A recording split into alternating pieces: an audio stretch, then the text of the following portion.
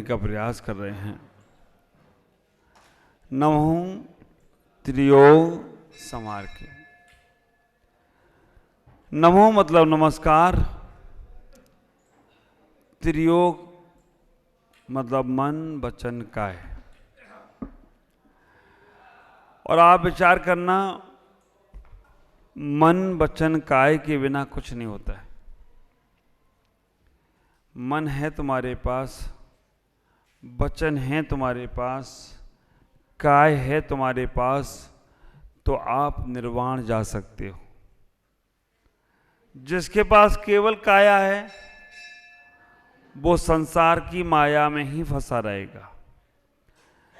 जिसके पास वचन भी आ गए वो भी संसार से पार नहीं जा सकता है। जिसके पास मन भी है, वचन भी है, काय भी है, वो ही संसार से पार जा सकता है। और आचार्य यहाँ कहने का प्रयास पंडित जी के माध्यम से करवा रहे हैं, हे भव्य श्रावक, तुम्हारे पास मन भी है, वचन भी है, काय भी है, बस इन तीनों को समझ लो तो तुम्हें निर्वाण की प्राप्ति होगी। नहीं तो कई बार तुम काया में रहे हो लेकिन तुम्हारे पास मन नहीं था, वचन नहीं था। एक इंद्रिय की पर्याय में केवल काया रहती है, वहां मन नहीं होता है। और आप एक इंद्रिय की पर्याय में कितने रहे हो, आप विचार करके रखना। निगोद से निकलकर निर्वाण तक एक इंद्रिय की पर्याय तुम्हारी रही है। सिद्धालय में भी एक इंद्रिय जीव हैं कि नहीं? कौन से? निगोदिया जीव। आप विचार करके रखना, सिद्धालय तक तुम केवल काया लेकर गए हो, बार गए हो, अनंत बार तुमने जन्म ले लिया, क्योंकि सिद्धालय तक एक इंद्रिय जीव हैं लेकिन सिद्ध नहीं है। ख्याल करना, जेल में रहने वाले सभी दुखी नहीं हैं। हाँ, हम जब कभी जेल में प्रवचन करते हैं तो मैं वहाँ एक बात जरूर बोलता हूँ। हमारे जो यहाँ कैदी भाई हैं वो जेल से छूटने की सोच रहे हैं, और जो हमारे पुलिस के ऑफिसर हैं वो बड़ी जेल में जाने की सोच रहे हैं। अब आप विचार करके रखो, वो कुछ तो वहाँ सोच रहे हैं कि हम कैसे जेल से छूट जाएं, और कुछ सोच रहे हैं हम बड़ी जेल में चले जाएं। तो संसारी जीव वो होता है कि जो सिद्धालय तक भी जाकर अपने आप का कल्याण नहीं कर पा रहा है, और संसारी जीव होता है वो संसार में रहकर भी कल्याण की भावना पाता है। काया में तुम बहुत बार रहे हो, पृथ्वी की काय पाई है, जल की काय पाई है, अग्नि की काय पाई है। आप विचार करना, वनस्पति और क्या क्या नहीं बने हो। ये शरीर तुमने अनंत बार धारण किया है, लेकिन कभी शरीर मिल गया तो हमारे पास वचन नहीं थे तो हम कार्य कर नहीं पाए, और वचन भी मिल गए लेकिन मन नहीं था। आपके पास तीनों है, मन भी है, वचन भी है, काय भी है। इन तीनों को अच्छे कार्य में लगाना। मैं हमेशा कहा करता हूं अपने जीवन में, काय को तुमने अच्छे कार्य में लगा लिया, शरीर को तुमने अच्छे कार्य में लगा लिया, तो इस शरीर तुम्हें वज्र सब नारद सैन्य शक्ति दे सकता है। वचन को अच्छे कार्यों में लगा लिया, ये वचन तुम्हारे जीवन में केवल ज्ञान तक को प्राप्त कराने में कारण बन सकते हैं। और मन को तुमने अच्छे में लगा लिया तो विचार करके रखना, मना शक्ति, आत्मबल तुम्हारा काफी बढ़ सकता है। इनका दुरुपयोग करोगे। हमारा बच्चा अगर हमारे पैसों का दुरुपयोग करता है तो हम दोबारा उसे पैसा नहीं देते हैं। बच्चा स्कूल में पढ़ने के लिए जाए और स्कूल में पढ़े नहीं, केवल खेल कूद करे, तो स्कूल का टीचर भी उस बच्चे को अपने स्कूल से अलग कर देता है, उसको स्कूल से उसका नाम काट देता है, क्योंकि हमारे स्कूल का नाम खराब हो रहा है। आप विचार करके रखना, वो स्कूल में पढ़ने वाला बच्चा अगर स्कूल में अच्छे से पढ़ता नहीं है तो उसको स्कूल से नाम काट दिया जाता है। तुम्हारे बच्चे को व्यापार कराया और व्यापार में नुकसान ही नुकसान कर रहा है तो उसको तुम नौकरी पर लगा देते हो, और नौकरी में भी वो खुरापात करे, कहते घर बैठ, तेरे को खिलाते रहेंगे, तू यहीं रहा। तो आप विचार करके रखना, ऐसा ही ये मोक्ष मार्ग है। उन्होंने कहा तुम्हें हमने शरीर दिया था, तुमने शरीर का सदुपयोग नहीं किया, शरीर का दुरुपयोग किया, तो कहेंगे बेटा तो शरीर से नौकरी कर, और नौकरी में गड़बड़ करोगे तो कहेंगे शरीर तो रहेगा लेकिन एक इंद्रिय की पर्याय में रहे। तो ख्याल करना, इसको संभालना है। काहे को संभालने के लिए आप घर से निकलते हो, शुद्ध शरीर करके निकलते हो, एक काया को पवित्र करके निकलते हो। 2 इंद्रिय के पर्याय में कल्याण नहीं किया, 3 इंद्रिय के पर्याय में कल्याण नहीं किया, 4 इंद्रिय के पर्याय में कल्याण नहीं हुआ, पंचेंद्रिय असंगी तक वो जीव कल्याण नहीं कर सकता है। पंचेंद्रिय संगी मन वचन काया तीनों मिलते हैं तो वो संगी जीव हो। ख्याल करना, योग और उपयोग ये दोनों को समझ लेना। योग क्या है और उपयोग क्या है? मन वचन काय ये योग हैं, और इनका उपयोग अच्छा मन से विचार करना, अच्छी शक्ति रखना, अच्छे वचन को बोलना, ये उपयोग है। इसको हमारे आचार्यों ने 2 प्रकार से कहा है, एक द्रव्य इंद्री और एक भाव इंद्री। लब्धि उपयोगोचा, प्राप्ति का नाम उपयोग है। लब्धि उपयोगोचा तत्वा सूत्र में आचार्य उमा स्वामी कह देते हैं कि जो लब्धि है, प्राप्ति, लब्धि मतलब प्राप्ति, जो आंखों में देखने की शक्ति आई है ये लब्धि है। इनका उपयोग सही करना चाहिए। द्रव्य इंद्री और भाव इंद्री, हमारा शरीर द्रव्य इंद्री है लेकिन सुनने की शक्ति मिली है वो हमारी भाव इंद्री है। हमारे आंखों में देखने की शक्ति मिली है वो भाव इंद्री है। घ्राण से सूंघने की शक्ति मिली है वो घ्राण इंद्री है, भाव इंद्री है। जिह्वा से चखने की शक्ति मिली है ये भाव इंद्री है, और शरीर से स्पर्श करने की शक्ति मिली है ये तुम्हारी भाव स्पर्श इंद्री है। अब आप विचार करना, एक व्यक्ति नेत्रहीन है, उसकी आंखें नहीं है, कौन सी इंद्री कम हो गई उसकी? हाँ, एक भी कम नहीं हुई। चक्षु इंद्री तो कम हो गई। कान से कोई सुन नहीं पा रहा है, कौन सी इंद्री कम हो गई? नहीं हुई। स्मेल शक्ति खत्म हो गई है, कौन सी इंद्री रह गई? मुंह से बोल भी नहीं पा रहा है, स्वाद भी नहीं ले पा रहा है। और अगर अच्छा कोमा में चला जाए, कौन सी इंद्री वाला जीव हो जाएगा वो? कोमा में तो उसके पास कुछ भी नहीं बचा, सुई छवो तो पता नहीं चलता उसको, सारा शरीर खत्म हो गया उसका। कौन सी इंद्री जी है वो? इंद्रियां पूरी है। बल्ब भले ही फ्यूज हो जाए लेकिन बल्ब तो बल्ब ही कहलाएगा। हाँ, भाव इंद्रिय का संबंध खत्म हो गया। द्रव्य इंद्रिय तो है, भाव इंद्रिय का संबंध खत्म हो गया, बाकी की द्रव्य इंद्रिय तो है। और इस द्रव्य इंद्रिय को सही उपयोग में लगाना। द्रव्य इंद्रिय भी तुमने कई बार प्राप्त करी है, ऐसा नहीं है कि द्रव्य इंद्रियों को तुमने प्राप्त नहीं किया। तुमने मन को, वचन को, काय को, सबको सही कई बार प्राप्त किया है, लेकिन उनका उपयोग सही नहीं किया। और आपको आश्चर्य होगा, कई बार ये दोनों योग और उपयोग ट्विन मन हो जाते हैं। ट्विन मन कैसे हो जाते हैं? योग तो हमारा शुद्ध है, शरीर मेरा शुद्ध है, शरीर मेरा शुद्ध है, पवित्र है, सब कुछ है, लेकिन उपयोग अशुभ हो जाता है। कैसे उपयोग अशुभ हो जाता है? हम मंदिर में बैठे हैं और मंदिर में रहकर हमारे मन ने कोई गलत चीजें सोच ली, तो योग तो शुद्ध हुआ लेकिन उपयोग कौन सा हो गया? अशुभ हो गया।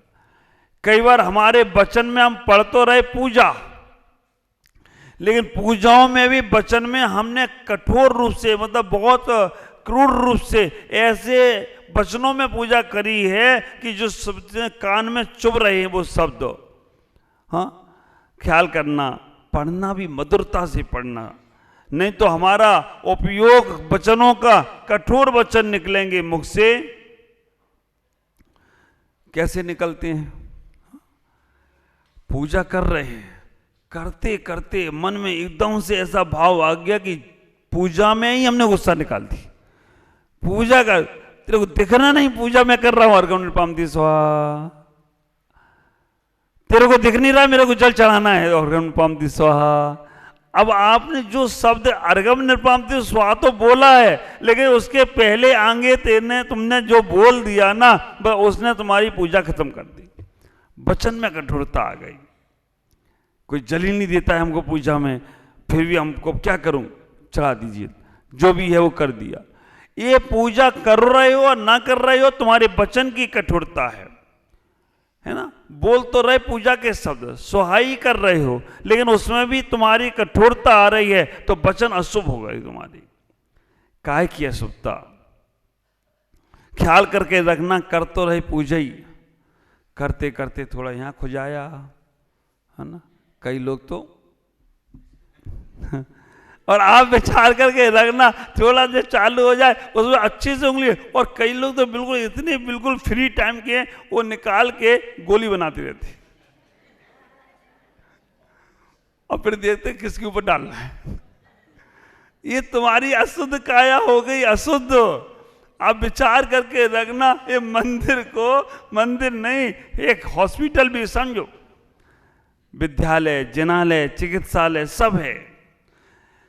यहां पर जब अंदर घुसो तो ये सोचना कि हम ऑपरेशन थिएटर में जा रहे हैं, ओटी में जा रहे हैं, अब ऑपरेशन होना है और मैं ही डॉक्टर हूं और मैं ही मरीज हूं। ऑपरेशन थिएटर में न डॉक्टर बोलता है और न मरीज बोलता है। डॉक्टर भी ओटी में जाने के बाद केवल इशारे से, वो जितने डॉक्टर रहते हैं वो इशारे समझते हैं कब किसे क्या चाहिए डॉक्टर साहब को। वो वहां पर नर्स भी रहेंगे तो भी इशारा से बात नहीं होती है।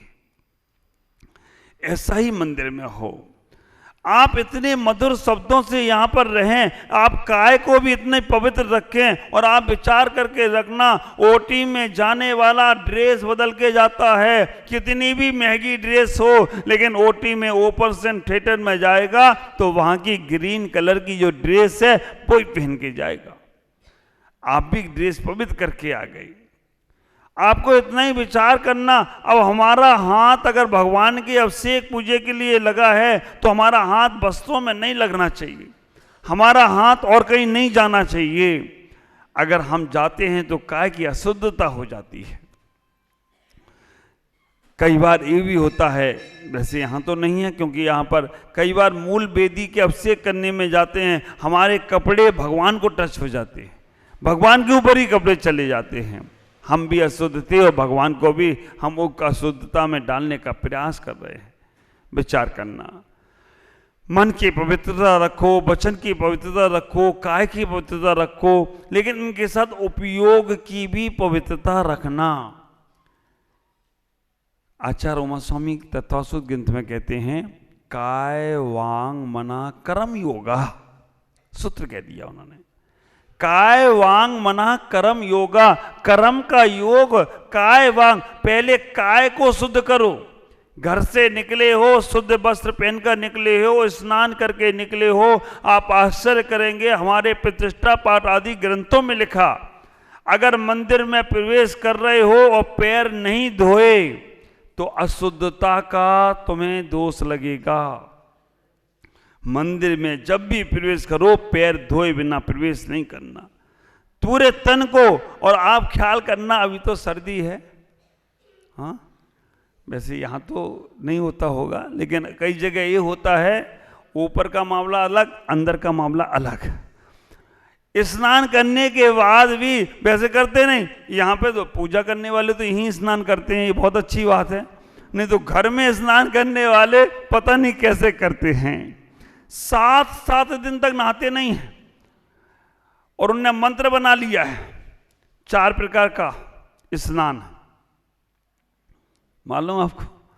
4 प्रकार का स्नान। कौन सा? सर्दी ज्यादा पड़ रही थी तो उन्होंने कहा कौन सा स्नान करें, तो उन्होंने कहा एक स्नान ऐसा आया है, पानी देख लो स्नान हो जाएगा। दूसरा स्नान, उनने कही अगर ज्यादा ही कोई बोले तो छींटे मार लो, स्नान हो जाएगा। तीसरा स्नान, पानी को टच कर लो, बस स्नान हो जाएगा। कैसे? उन्होंने कि भगवान की पूजा में अर्घ में टच कर लेते हैं ना, तो अर्घ चढ़ जाता है, तो कोई स्नान कर रहा हो उसको टच कर लो, तुम्हारा स्नान हो जाएगा। आप विचार करके रखना। अब ऐसे ऐसे स्नान शुरू हो गए। उन्होंने कहा कोई नहीं हो रहा है ना, आज मोबाइल स्नान कर लो, ऐसे ऐसे पानी डाल लो। ये हमारी ये भाभी बैठे हैं ना, एक बार इन्होंने भी ऐसे स्नान किया था, इनका वीडियो देखना, बीना दीदी के पास है। आप विचार करके रखना कि हमें ऐसे स्नान नहीं करना है कि ठंडी लग रही ऊपर ऊपर चींटे मार लिए। पूरे कपड़े बदलना, नहीं तो कई बार गड़बड़ कर देते हो, ऊपर तो बदल जाता है और मेरे चौके में आ जाती। मंदिर में तो बहुत अच्छा है कि यहीं करते हैं, चौके में उनने ऊपर कपड़े बदले और अंदर मामला वही है, और जल्दी आ गए। बोले मन शुद्धि, वचन शुद्धि, काय शुद्धि, और जल काय की काय शुद्धि, काय की शुद्धि। सही बात संजय भाई, मन शुद्धि, वचन शुद्धि, काय की शुद्धि महाराज, ऊपर से ही। और कई लोग तो ऐसा सोला करते हैं, मालूम कैसा? सोले के कपड़े इससे उठाई, पैंट शर्ट इससे उठाया, सोला का कपड़ा महाराज। मैंने कहा यार ये तो कपड़े, ये छूट तो नहीं रहे, दोनों कपड़े अलग अलग है महाराज। हो गया काम ऐसा सोला, बताओ कैसे कर चलेगा? ख्याल करना, कई साधु तो तुम्हारी थैली का सोला नहीं मानते, कई साधु डंडे से, और कई तो साधु ऐसे होते हैं कि वो मंदिर में ही अगर आहार भी देना है तो मंदिर में ही कपड़े बदलना है, उनके चौके में ही कपड़े सुखाते हैं। सब व्यवस्थाएं हैं, लेकिन थोड़ी छूट दी तो आपने पूरी काय की अशुद्धि कर ली। ख्याल करना, आहार आदि में भी हमें पूरे कपड़े बदलना है, तभी तुम्हें पूरा पुण्य लगेगा, और नहीं तो तुमने अशुद्ध, हमने तो बुलवा लिया।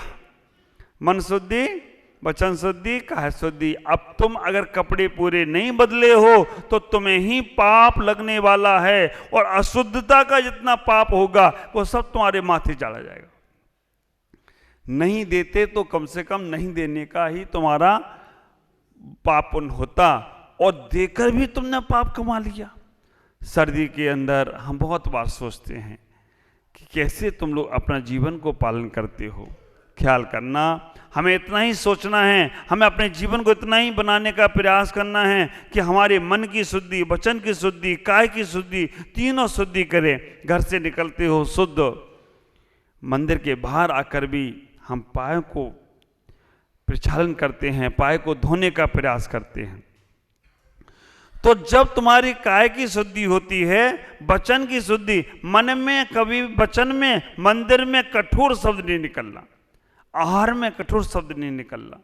हमारे आहार में कहते हैं कि अगर आप आहार दे रहे हो, 7 प्रकार के दाता के श्रावक के गुण हैं, श्रद्धा, भक्ति, तुष्टि, पुष्टि, विज्ञान, क्षमा, ये सब तुम्हारे गुण हैं। अगर तुम्हारे अंदर ये सब नहीं है तो विचार करके रखना, आहार देना ना देना तुम्हारा बराबर हो जाएगा। लेकिन पता ही नहीं महाराज ये क्या होता है। श्रद्धा के साथ देना, भक्ति के साथ देना, क्षमा के साथ देना, अगर वहां पे तुम्हारे कठोर वचन निकल गए तो आपके साधु अंतराय कर सकते हैं। अगर थोड़ा सा तेज तुमने बोल दिया, नहीं बोलना। आप विचार करना, मन की पवित्रता रखना। काय, वांग, मना, कर्म योगा। काय मतलब शरीर, वांग मतलब वचन, मना मतलब मन। तो इन तीनों की पवित्रता रखना। उपयोग और योग का एक दृष्टांत आपको हमेशा मालूम होता है। उपयोग और योग ये आपने सुना भी होगा कई बार, लेकिन फिर भाई एक बार प्रसंग बस आपको बोल रहा हूं। एक पंडित जी मंदिर में रोज पूजा अभिषेक करते थे। मंदिर के सामने ही एक नाचने वाली का वैश्या का घर था। वो वहाँ पर रोज डांस करती थी, रोज जो जो होते थे उसके वो करा करती थी। वो सामने डांस करती थी, वहाँ पर भजन उसके चलते थे। क्या बोलते हो,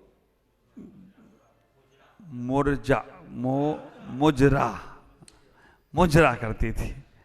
और यहाँ पंडित जी आरती करते थे। आरती की जब यहाँ पर घंटी बजती थी तो वो नाचने वाली के मन में आता था कि मैं रोज एक बार मंदिर चला जाऊं, हम भी एक बार इस आरती की घंटी में, आरती की थाली में, आरती के स्थान पे पहुंच जाऊं। वो रोज विचार करती थी। और जब वहां मुजरा, जब वहां मुजरा होता था, डांस होता था, वो नाचती थी तो घुंघरू की आवाज मंदिर तक आती थी। पंडित जी के मन में होता था एक बार इसका जी देखने जाना है। आप विचार करके लगना, वो एक शब्द आगे पीछे हो रहा है, मुजरा, मुरझा हो जा रहा है। एक इधर से इधर आ जाए तो अर्ध बदल जाता है, चिंता में से बिंदी हट जाए तो चिता बन जाती है। तो मुजरा, तो विचार करके रखना, दोनों के मन में विचार चलते थे और दोनों ने एक बार सोचा कि अब हमें चलना है और दोनों चलने के लिए निकले। रास्ते में बिजली कड़की और दोनों ही के ऊपर बिजली गिर गई। पंडित जी मर के कहाँ गए और वो नाचने वाली मर के कहाँ गई? आप लोग इतने कॉन्फिडेंस से कैसे बोल रहे हो? ये आप विचार करके रखना, आपके अंदर के भाव भी कह रहे हैं कि ये दोनों के विचार गलत थे। एक के विचार अच्छे, जगह उपयोग तो उसका विचार करके रखना, उस नाचने वाली का योग तो खराब था, शरीर से वो गलत काम किए उसने, योग तो खराब था लेकिन उपयोग उसका अच्छा था।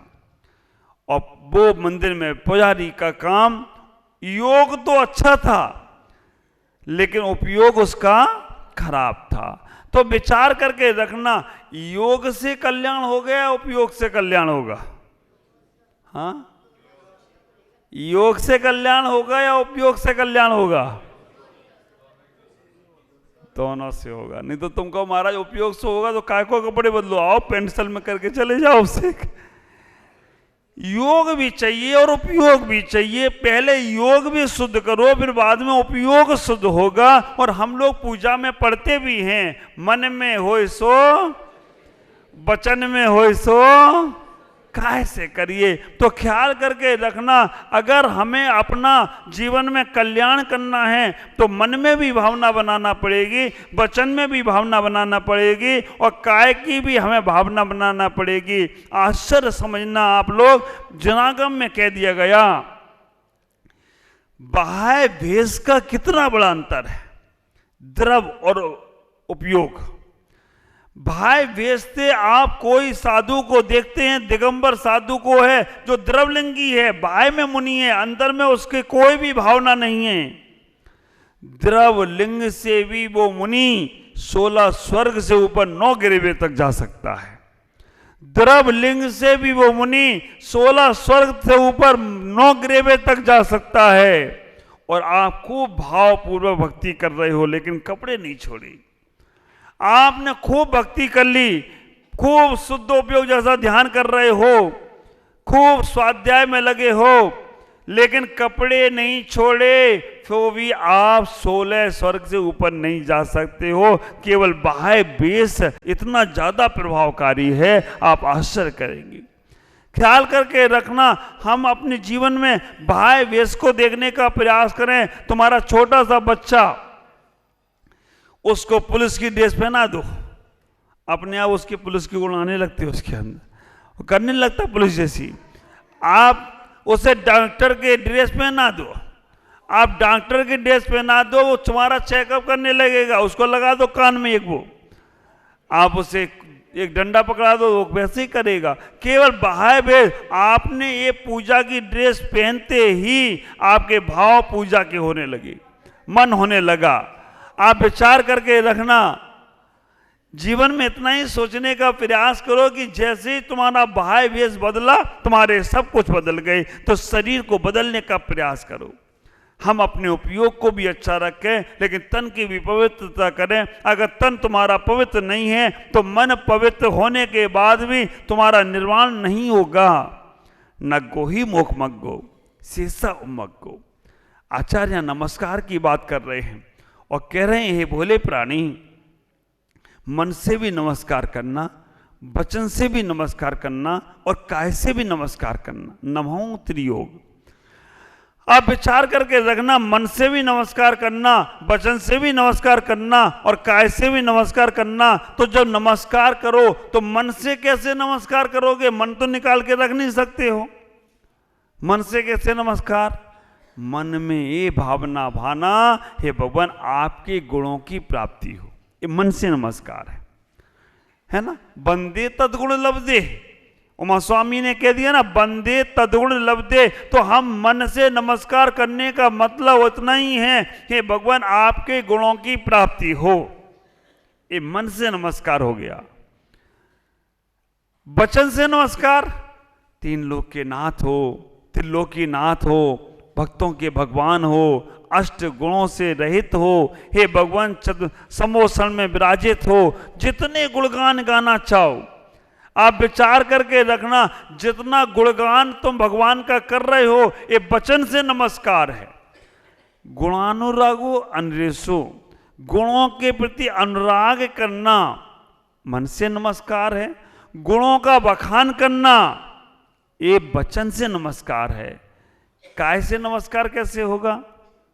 साष्टांग करना, काय की शुद्धि पूर्वक नमस्कार करना।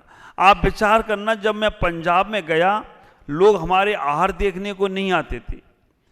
मैंने पूछा कि आहार क्यों नहीं देखते हो? बोले महाराज हमने स्नान नहीं किया है इसलिए आहार नहीं देखता हूं। अरे मैंने कि इस आहार देने के लिए स्नान करना पड़ता है, देखने के लिए थोड़ी। नहीं महाराज, अगर हम अशुद्ध अवस्था में देखेंगे भी तो भी हमें पाप लगेगा, इतना वो ध्यान रखते हैं। तो आप अवरत बिना तन की पवित्रता के अगर मन में मंदिर में आने का प्रयास करते हो तो आपको भी आश्चर्य हो सकता है। ख्याल करना, तो हमें इतना ही विचार करना है, मन से नमस्कार करना है तो हमेशा उनके गुणों को प्राप्त करने की भावना रखना है। वचन से नमस्कार करना है तो जितनी उनकी प्रशंसा कर सको। तुम्हारी प्रशंसा से या तुम्हारी आलोचनाओं से उनको कोई फर्क नहीं पड़ता है। आप विचार करना, तुम्हारा नमस्कार और तुम्हारा तिरस्कार से भगवान को कोई फर्क नहीं पड़ता है। साधु को भी तुम्हारे नमस्कार और तुम्हारे तिरस्कार से कोई फर्क नहीं पड़ता है, लेकिन फर्क किसको पड़ता है? आपकी आत्मा को पड़ता है। अगर आप भगवान के सामने नमस्कार करते हो, ख्याल करके रखना हमारा धर्म जो है ना बहुत स्वार्थी है। हमारे भगवान महावीर स्वामी का संदेश क्या है? क्या कहा उन्होंने? पहले जियो, पहले अपने लिए जियो, बाद में दूसरे के लिए सोचना। पहले जियो बाद में जीने देना। तो जब तक तुम्हें अपने आप में जीना नहीं आया, अपने आप का कल्याण की भावना नहीं आई, क्या तुम दूसरे के कल्याण करोगी? बंधन में बंधा हुआ व्यक्ति दूसरे को बंधन से मुक्त नहीं कर सकता। मेरे गुरुदेव आचार्य भगवान मधुसूदन सागर जी महाराज कहते हैं कि बंधन में बंधा व्यक्ति दूसरे को बंधन से मुक्त नहीं कर सकता। कीचड़ में फंसा हुआ आदमी दूसरे को कीचड़ से नहीं निकाल सकता।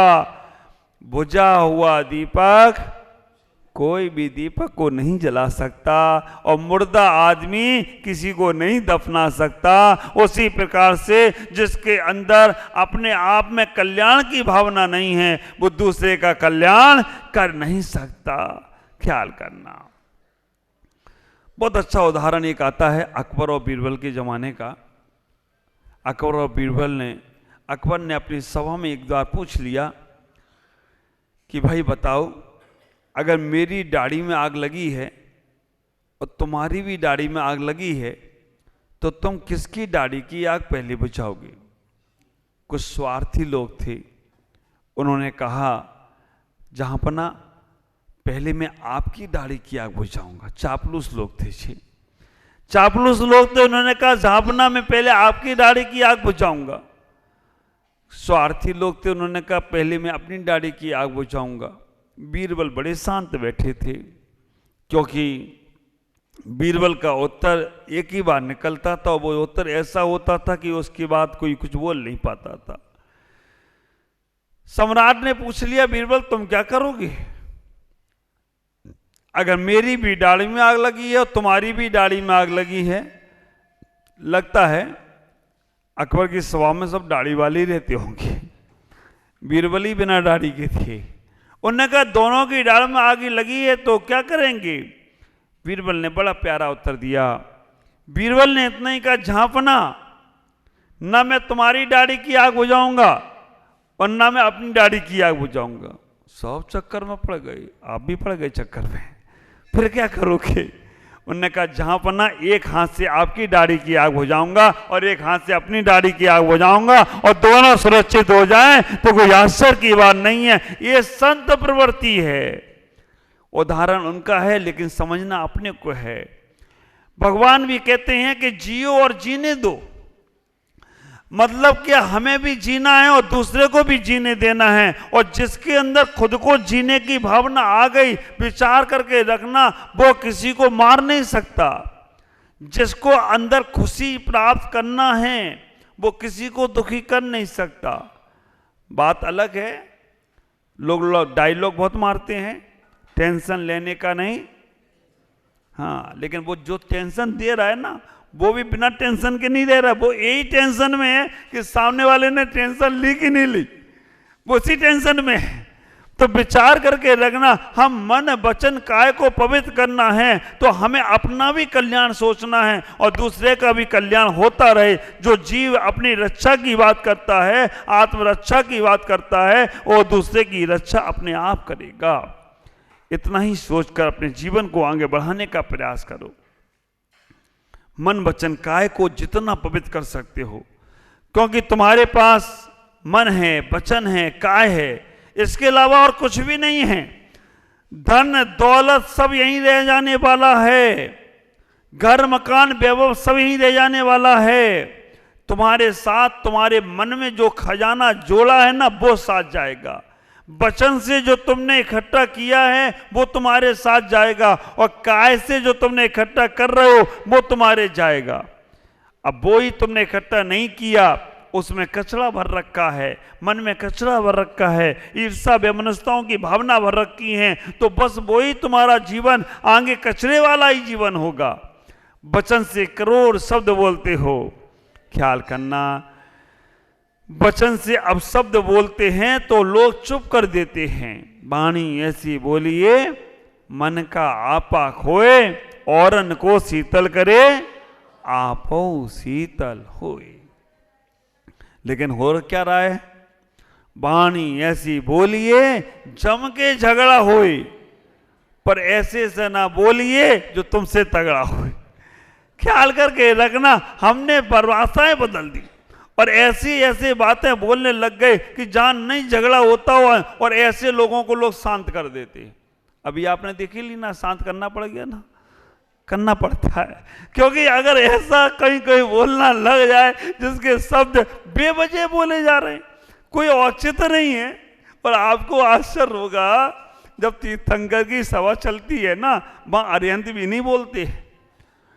हमारे साधुओं में आचार्यों की सभा चलती है तो वहां साधुओं के प्रवचन नहीं होते। और आप विचार करके रखना, जहां पर तीर्थंकर की प्रभावना हो रही है, तीर्थंकर का समोसन चल रहा है, और वहां पर अगर कोई अरिहंत आदि साधु अलग से समोसा या गंधकुटी या अलग से प्रवचन या अलग से अपनी प्रभावना करने का प्रयास करता है ना, तो वो समोसन से बाहर हो जाता है। भगवान महावीर स्वामी 66 दिन तक नहीं बोले।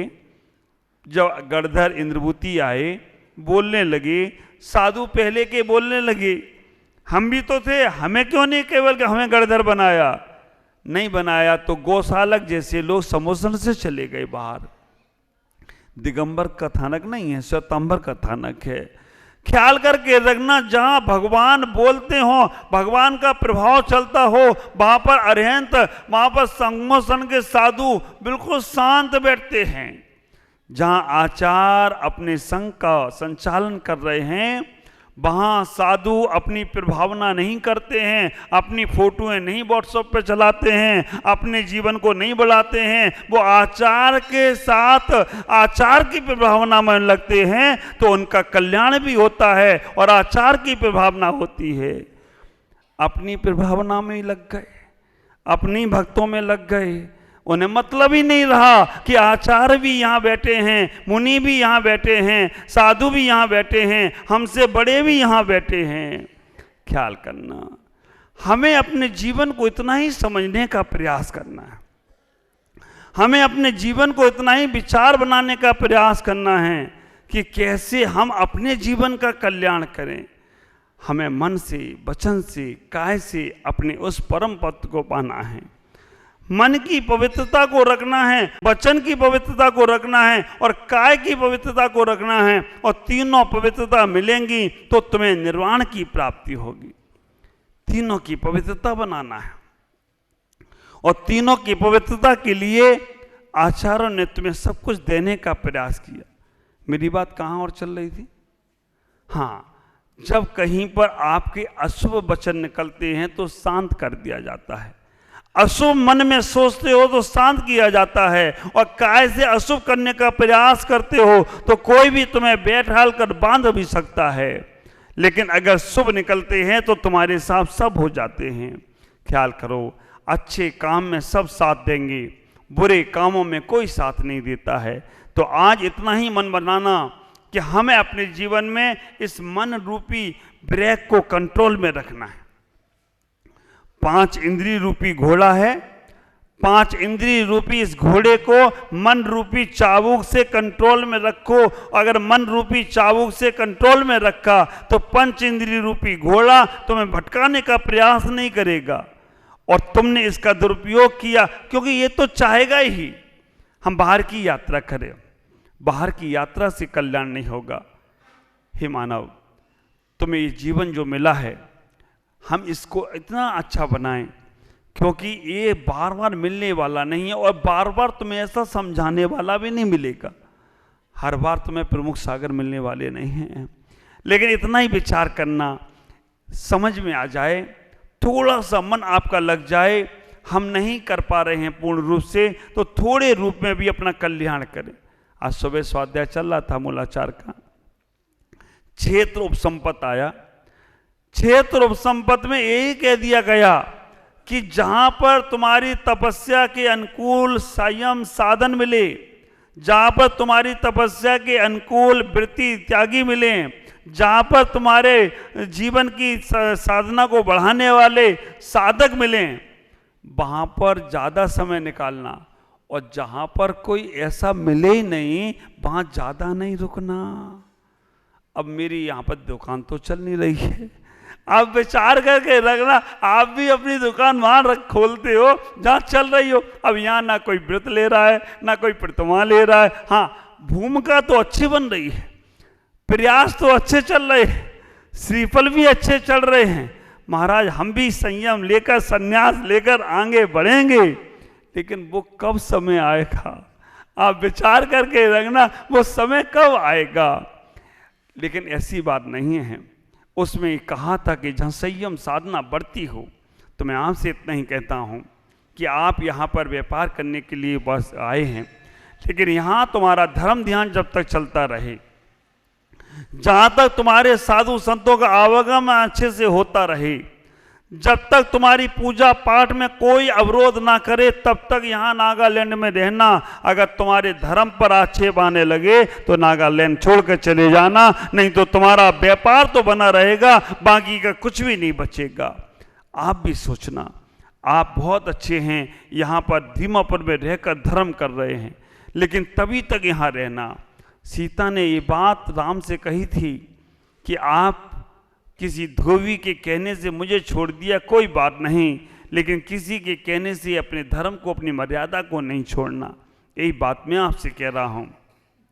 जब तक तुम अपने घर में रहो, तुम्हें धर्म ध्यान करने से कोई ना रोके, तब तक तुम वहाँ पे रहना। और तुम्हारी पूजाओं पाठ में, तुम्हारे धर्म की क्रियाओं में, तुम्हारे अच्छे कार्यों में अगर कोई रोकता है तो बस वहाँ से निकलने की कोशिश करना, क्योंकि बाहर का संसार बाहर में ही फंसाएगा और अंदर का संसार तुम्हें परमात्मा तक बना देगा। तो आज इतना ही कहूँगा, मन वचन काय, मन को पवित्र करो। मन चंगा तो कटौती में गंगा। आपका मन चंगा है तो कठौती में गंगा है, आपका मन चंगा नहीं है तो गंगा स्नान भी कुछ नहीं करेगा, और मन चंगा है तो नल के पानी से नहा के आ जाओ तो भी अभिषेक करने का मौका मिल जाए तो कोई आश्चर्य की बात नहीं है। आप विचार करना, मन की पवित्रता रखना, वचन की पवित्रता रखना, तुम्हारा जीवन बहुत अच्छा होगा। आज इतना ही कहकर अपनी वाणी को विराम दूंगा और आपसे कहूँगा कि मन और वचन और पवित्र काय को पवित्र करते चले जाओ। जितना पवित्र होगा उतना आपका अंदर वैभव बढ़ेगा, अंतरंग वैभव बढ़ेगा, और वो ही तुम्हारी अंतरंग लक्ष्मी को दिलाने में कारण बने तो कोई आश्चर्य की बात नहीं होगी। ओम नमः जय गुरु।